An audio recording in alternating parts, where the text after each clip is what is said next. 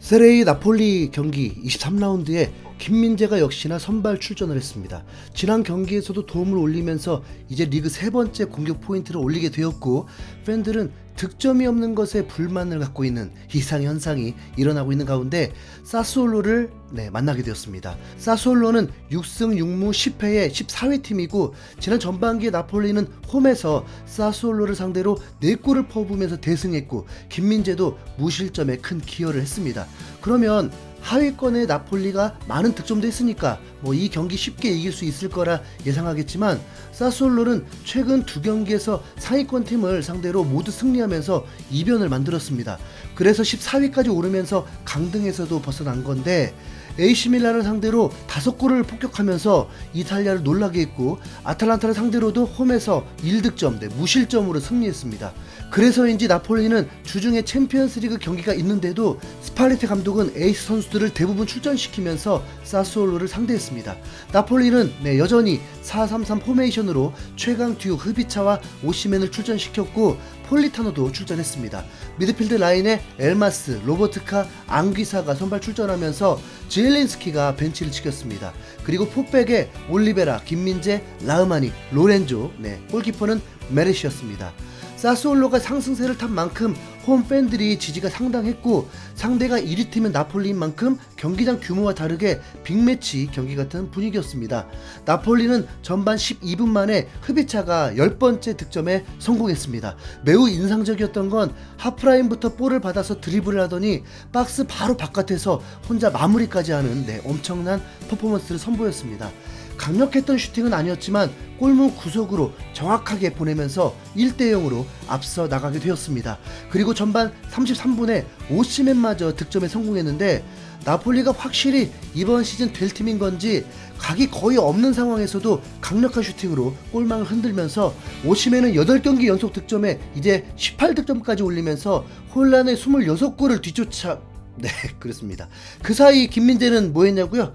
그냥 아나운서가 김민재를 몇 번이나 부르는지 그만큼 수비의 견고함으로 철벽 같은 수비를 보여주면서 사스올로를 숨도 못 쉬게 하면서 전반을 마무리했습니다. 사스올로는 슈팅 2개, 유슈팅 0, 나폴리는 슈팅 6개, 유슈팅 3개였고 점유율도 거의 7대3에 가까웠습니다. 후반전에는 득점이 나오진 않았습니다. 후반 추가 시간에 시메오네가 득점에 성공은 했는데 옵사이드가 선언되면서 3경기 연속 3대0 승리가 무산되었습니다.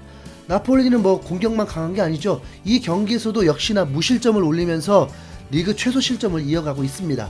최소 실점은 유럽 5대 리그를 통틀어서 바르셀로나, 뉴캐슬 다음으로 3위입니다. 이 기록을 전하는 건 바로 김민재 활약이 없이 이런 최소 실점을 기록할 수 없기 때문이죠. 김민재는 이날 경기에서 품목 평점이 8.1이었습니다. 90%에 달하는 패스 성공률에서 9번의 패스는 파이널 서드 지역으로 향하면서 공격의 물꼬를 트게 하는 역할도 수행했고, 수비 상황에서도 5번의 클리어링, 6번의 리커버리를 기록했습니다. 이러면 상대는 숨도 못 쉬었다라고 보면 됩니다. 전반 24분에는 왼쪽에서 올라온 크로스를 머리로 저지했고, 전반 39분에도 사스올로가 역습을 시도하자 하프라인 부근에서 공을 차단했습니다. 후반 11분에는 수비 상황에서 데프렐의 공을 가로챈 이후에 곧바로 역습을 이어나가기도 했습니다. 흐비차가 쐐기골을 노렸지만 무산되었습니다.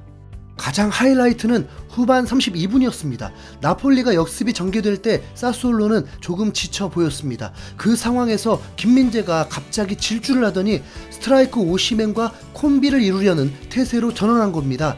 이미 김민재는 70m 가까이를 질주한 상황이었는데 박스 안에서 아쉽게도 오시멘은 김민재에게 볼을 주지 않았습니다.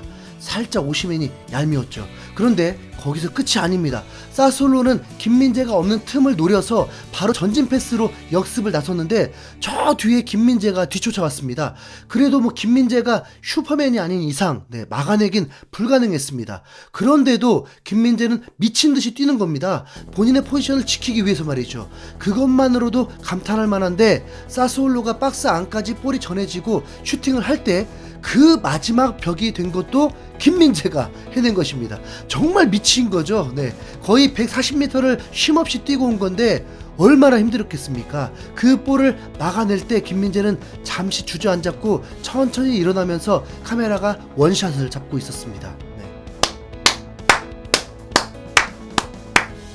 이탈리아 일 메리디아노 뉴스도 후반 32분 보여준 모습이 상징적이다. 김민재는 공을 연결하고 앞으로 전진했지만 오시멘이 공을 잃었다. 그러자 김민재는 수비로 돌아와 벽처럼 상대 슈팅을 막아냈다.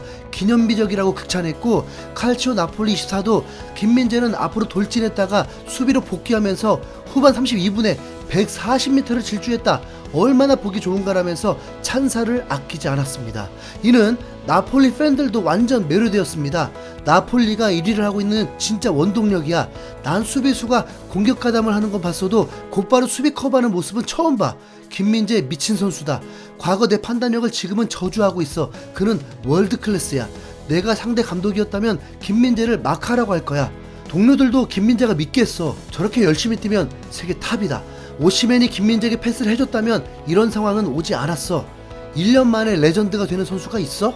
김민재 스타디움을 만들어. 충격적인 장면이야. 그 슈팅마저 저지했을 때 난 울컥했어. 등등 김민재를 극찬하는 반응이 많았습니다. 와, 네. 김민재가 현재까지 세레이 센터백 1위인 거 알고 계시죠? 네. 그런데 나폴리가 마냥 행복한 것만은 아닙니다. 분위기가 매우 좋은 상황에서 후반 40분에 오시멘이 다리 뒤쪽을 만지작거리면서 스스로 교체를 요청을 했습니다.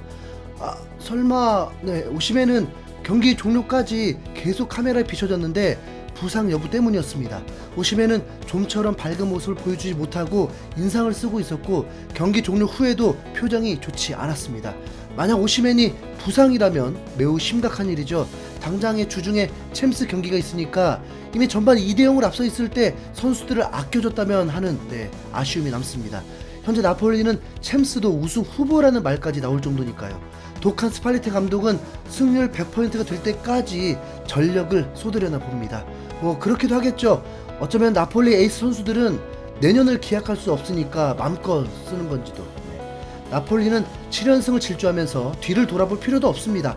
33년 만에 리그 우승이 이제 카운트다운이 될 듯 합니다. 김민재의 철벽 수비 잘 봤고요.